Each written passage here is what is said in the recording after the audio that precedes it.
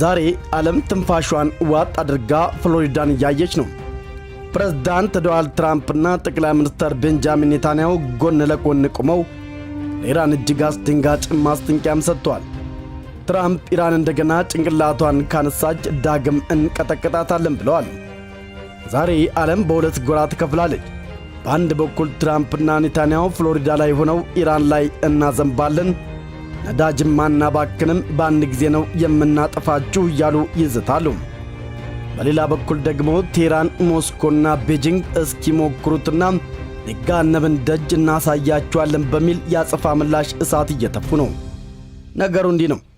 ትራምፕ የኢራን ኒውክሌር አዲስ ቦታ ተገኝቷል ብሎ ሲጮህ፣ ኢራኖች ደግሞ እናንተ ካርታው ላይ ያላያችሁት ገና ብዙ ጉድ አለን እያሉ በሚስጥር እየሳቁ ነው።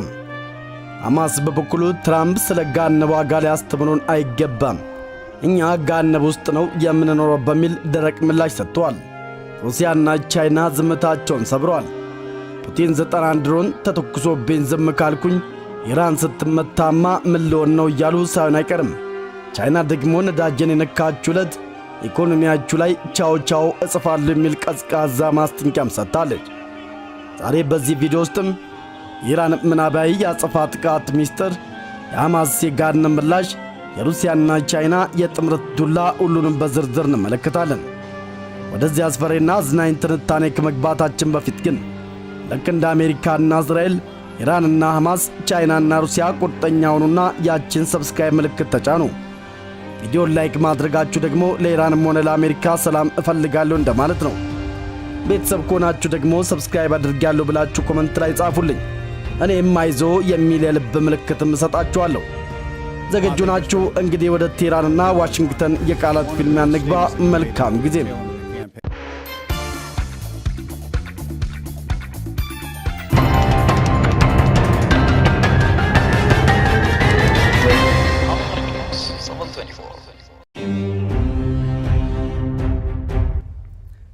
ኢራን የባሊስቲክና የኒውክሌር ጦር መሳሪያዎች ግንባታ መርሃ ግብሮቿን መልሳ የምትጀምር ከሆነም የሚፈጸምባትን ሌላ ዙር ከባድ ጥቃት አሜሪካ እንደምትደግፍ ፕሬዝዳንት ትራምፕ ተናገሩ። ፕሬዝዳንቱ ከእስራኤል ጠቅላይ ሚኒስትር ጋር ለጋዜጠኞች በሰጡት መግለጫም ኢራን የኒውክሌር ጦር መሳሪያዎችን ለመገንባት ከዚህ ቀደም ኢላማ ከተደረጉት ውጪ ሌሎች ቦታዎችን እየተጠቀመች መሆኗን ከተደረሰበት አሜሪካ ተጨማሪ ጥቃት እንደምትፈጽም ገልጿል። ትራምፕ ትላንት በሰጡት መግለጫ አንድ ገራሚ ነገርም ተናግረዋል። ኢራን አዲስ ቦታ ላይ የኒውክሌር መሳሪያ እየገነባች እንደሆነ ሰምቻለሁ። ይህ እውነት ከሆነ ግን በቢቱ አውሮፕላኖቻችን ነዳጅ ማባከን አንፈልግም፣ በአንድ ጊዜ ነው ጠራርገን የምናጠፋቸው ሲሉም ዝተዋል። ትራምፕ ነዳጅ አናባከንም ሲሉ አውሮፕላኑ ሄዶ ተመልሶ እስኪመጣ 37 ሰዓት ይፈጃል። ለዛ የሚሆን ነዳጅ ከምናጠፋ አንድ ጊዜ ደርሰን ሥራውን ብንጨርስ ይሻላል ማለታቸው ሰውየው ጦርነትንም እንደ ቢዝነስ የትርፍና ኪሳራ ስሌት እያሰሉት ይመስላል። ትራምፕ ባለፈው ዓመት ሰኔም አሜሪካና እስራኤል በኢራን ላይ በፈጸሙት የአየርና የሚሳኤል ጥቃት የአገሪቱ የኒውክሌር ተቋማት ፈራርሷል ቢሉም ኢራን ግን የኒውክሌር ጦር መሣሪያ እየገነባች አለመሆኑን ገልጻለች። መልሰው ለመገንባት ሙከራ እያደረጉ እንደዋልሆነ ተስፋ አድርጋለሁ። የገነቡ ከሆነ ግን ከማጥፋት ውጪ ምንም አይነት አማራጭ የለንም ብለዋል ትራምፕ። ፕሬዝዳንቱ ኢራን ባለፈው ዓመት ከተመቱበት ቦታዎች ውጪ ለጦር መሳሪያ ግንባታ ሌሎች ቦታዎችንም እየተጠቀመች መሆኑን የሚያመለክቱ መረጃዎችም እያነበብኩ ነው በማለትም እየወጡ ያሉ ዜናዎችን ጠቅሰዋል። ትራምፕ ኢላማ ከተደረጉት ውጪ ሌሎች ቦታዎችን እየተጠቀሙ ነው ማለታቸው ትልቅ ትርጉም አለው። የአሜሪካ የጠፈር ኃይልና የእስራኤል ኦፌክ ሳተላይቶች በኢራን ተራራማ ቦታዎች ስርም የሚቆፈሩ አዳዲስ ዋሻዎችን አግኝተዋል። የእስራኤል የስለላ ድርጅት ሞሳድ በኢራን የኒውክሌር ሳይንቲስቶች አካባቢም ሰርጎ ገቦችን በማስገባት ሰነዶችን እያወጣ እንደሆነም ይነገራል። ኢራን ማንም አያኝም ብላም መሬት ስር ስትቆፍር፣ ትራምፕ ግን ጎግል ማፕ ላይ እያዩዋችሁ ነው አይነት መልእክት ነው ያስተላለፉትም። ኢራን የኒውክሌር ጣቢያዎች በጣም ጥልቅ በሆኑ ተራራዎች ስር ናቸው። ቢቱ ደግሞ ጂቢዩ 57 የተባለውን ግዙፍ ኮንክሪትና ተራራ ሰንጥቆ የሚገባ ቦምብ መሸከም የሚችል ብቸኛ አውሮፕላን ነው። የአውሮፕላን የኢራን ራዳር ላይ አይታይም። ትራምፕ ነዳጅ አናባክንም ማለታቸው አውሮፕላኑ አንድ ጊዜ ተነስቶ ሳይታይ መጥቶ ስራውን ጨርሶ እንዲመለስ እናድርጋለን፣ ደጋግመን መምጣት ሰልችቶናል ማለታቸው ነው። ኔታንያሁ ከትራምፕ ጋር ሲቆሙ በጣም ደስተኛ ነበሩ። ከዚህ ቀደም የነበረው የአሜሪካ አስተዳደር እስራኤልን እንዳትተኩስ ይገድባትም ነበር። ትራምፕ ግን የፈለጋችሁትን አድርጉ፣ እኔ ከኋላችሁ ነኝ የሚል ነጭ ቼክም ሰጥቷቸዋል። ትራምፕ ኢራንን ካዳከሙ ሳውዲ አረቢያና ሌሎች የአረብ ሀገራት ከእስራኤል ጋር ለመጋባት አሊያም ዲፕሎማሲያዊ ግንኙነት ሲበልጥ እንደሚቸኩሉ ኔታንያሁ ያውቃሉ። ትራምፕ ኢራን ዘይት መሸጥ አትችልም ብለዋል። የኢራን ሪያል ገንዘብ ዋጋው በከፍተኛ ሁኔታም እየወደቀ ነው። ትራምፕ ኢራን ባዶ ኪሷን ከሆነች ሚሳኤል የምትገዛበት ሳንቲም አታገኝም ብለው አስበዋል። ጦርነት ውድ ነው፣ ሰላም ግን በነፃ ነው አይነት ቢዝነስ ላይ ናቸው። ተመልካቾችም ትራምፕና ኔታንያሁ ፍሎሪዳ ላይ ሆነው ኢራን ላይ እንዘንባለን ሲሉ፣ ቴህራን ውስጥም ያሉት መሪዎች ግን ራዳራችንን አጽዱ እያሉ ሳይሆን አይቀርም። ለመሆኑ ትራምፕ በእውነት ኢራን ላይ ቦምብ ይጥላሉ ወይስ ደግሞ ኢራንን ለድርድር ለማንበርከክ የሚጠቀሙበት የማስፈራሪያ ጥበብ አርት ኦፍ ዘ ዲል ነው? እናንተስ ምን ትላላችሁ? ትራምፕ ነዳጅ አናባክንም ብለው ቢቱ አውሮፕላንን ያዘዙት ይመስላችኋል? ኮመንታችሁን እፈልጋለሁ። ትራምፕ አዳዲስ ቦታዎችን አግኝተናል ማለታቸው ለጥቃት መንገድ መጥረጊያ ሊሆን ይችላል። አንዳንድ ተንታኞች እንደሚሉት እስራኤልና አሜሪካ ኢራን ውስጥ ውሸት የኒውክሌር ግንባታ ያለ በማስመሰል ዓለም አቀፍ ድጋፍ ለማግኘት ሊሞክሩ ይችላሉ።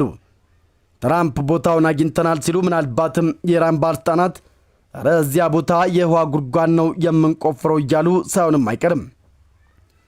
ትራምፕ ለጋዜጠኞች በሰጡት መግለጫ አሜሪካ ትደግፋለች እንጂ ትመታለች ብቻ አላሉም። እስራኤል ጥቃቱን እንድትጀምርና አሜሪካ ደግሞ ከኋላውና በቴክኖሎጂና በስላ እንድታገዝ ስምነት ላይ ደርሰዋል። ይህ ማለት አሜሪካ በቀጥታ ጦርነት ውስጥም ሳትገባ በሰው እጅ እሳት መጫር ትፈልጋለች። ትራምፕ ኔታንያሁና ቤቢ ይሏቸዋል። ቤቢ አንተ ሄድና መጀመሪያ ጀምረው፣ እኔ ደግሞ ከኋላውኜ አይዞህ ላለው አይነት ስልት ይመስላል። ትራምፕ ተጨማሪ ጥቃት ስላላቸው የግድ በሚሳኤል ላይሆን ይችላል። አሜሪካና እስራኤል የኢራንን የኒውክሌር ሴንትሪፊዩጆችን በኮምፒውተር ቫይረስ ከጥቅም ውጭ ለማድረግም በዝግጅት ላይ ናቸው። ቦምብ ከመጣሉ በፊትም ኮምፒውተራችሁ ፓስወርድ ስህተት ነው ካላችሁ ትራምፕ መጥቷል ማለት ነው። ትልቁ መረጃ እዚህ ጋር ነው። ትራምፕ ኢራን ከዚህ ቀደም ካፈራረስናቸው 3 የኒውክሌር ጣቢያዎች ውጭም በሌሎች አዳዲስ ቦታዎች ግንባታ እያካሄደች ነው የሚል መረጃ ደርሶናልም ብለዋል። ኔታንያሁም ይህንን ሐሳብ አጠናክረውታል። ኢራን የባሊስቲክ ሚሳይል ፕሮግራሟን መልሳ እየገነባች ነው። ይህ ደግሞ ለእስራኤል ቀጥተኛ ስጋት ነው ብለዋል። ኢራን እዚህ ጋር ቢመቱኝ እዚያ ጋር እሰራለሁ እያለች ከትራምፕ ጋርም ድብቆች እየተጫወተች ይመስላል። ትራምፕ ግን ሁሉንም ቦታ እናውቋለን በማለት አይኔ እናንተ ላይ ነው ብለዋል።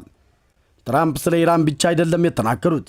ለሐማስም መሳሪያችሁን በአጭር ጊዜ ካላስቀመጣችሁ የምትከፍሉት የገሃነም ዋጋ ይኖራል ሲሉም ዝተዋል። ይህም ጦርነቱን ወደ ሁለተኛው ምዕራፍ ለማሸጋገር ያላቸውን ፍላጎትም ያሳያል።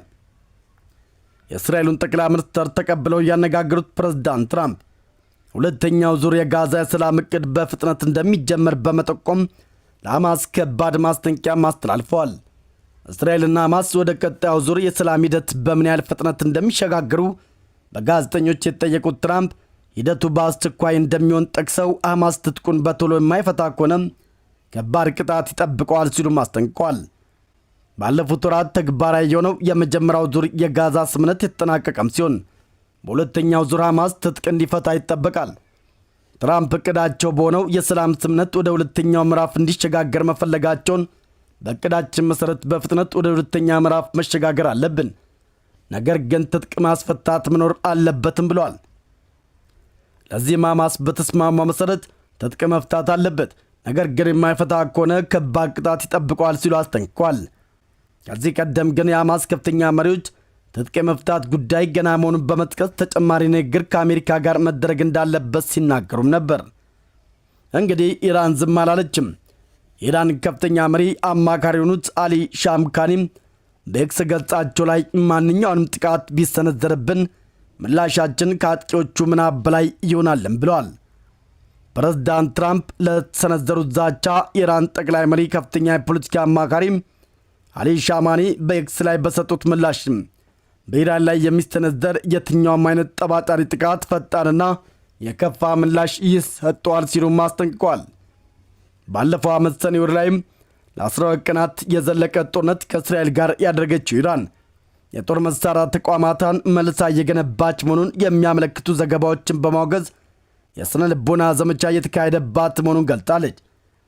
ጨምራም የራሷን ለመከላከል ሙሉ በሙሉ ዝግጁ መሆኗን እናም አዲስ ጥቃት የሚሰነዘረባት ከሆነም በእስራኤል ላይ አስከፊ ውጤት ይኖረዋል ስትልም ኢራን አስጠንቅቃለች። ኢራኖች የእኛ ምናብና የእናንተ ምናብ ይለያያል እያሉን ነው። ትራምፕ ስለ ነዳጅ መቆጠብ ሲያስቡ፣ ኢራን ደግሞ ስለ ሚሳኤል ናዳ እያሰበች ነው። ኢራን ኒውክሌር ቦምብ ለመስራት የሚያስፈልጋትን ዩራኒየም ለማበልጸግ ጥቂት ሳምንታት ብቻ ነው የሚቀረዋት። ኢራን የከርሰ ምድር ኒውክሌር ሙከራ አድርጌያለሁ ብላም ዓለምን ልታስተነግድ ትችላለች። ይህ ከሆነ ደግሞ የትራምፕ ምላሽ ጦርነት ብቻም ይሆናል። ኢራን ጥቃት ቢሰነዘርባት ዝም እንደማትል በዝርዝር አስቀምጣለች። ኢራን የዓለምን የነዳጅ መስመር በመዝጋት የነዳጅ ዋጋን ሰማይ ለማድረስም ትችላለች። ይህ ደግሞ በትራምፕ ኢኮኖሚ ላይ ትልቅ አደጋ ነው። በሊባኖስ በየመንና በኢራቅ ያሉ የኢራን ደጋፊዎች በአንድ ጊዜ በእስራኤል ላይ የእሳት ናዳ እንዲያወርዱ ትዕዛዝ ሊሰጡም ይችላሉ። ሩሲያና ቻይና ደግሞ ዝምታቸውን ሰብረዋል።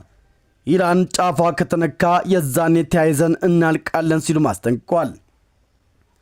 ሩሲያ ኢራን ላይ ጥቃት ቢሰነዘር የምዕራቢያን ወረራ በሚል ድምጿን ከፍ በማድረግና ለኢራን ጎን በመሰለፍ ኢራን እንደምትከላከል አስጠንቅቃለች።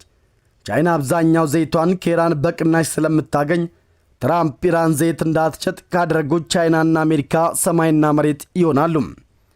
ተመልካቾችም እንግዲህ ዓለም አሁን ያለችበት ሁኔታ ልክ እንደ ባሩድ ቤት ነው። ትራምፕ ከብሪቱን ይዘዋል፣ ኔታንያሁ ደግሞ ለኩሰው እያሉ ነው።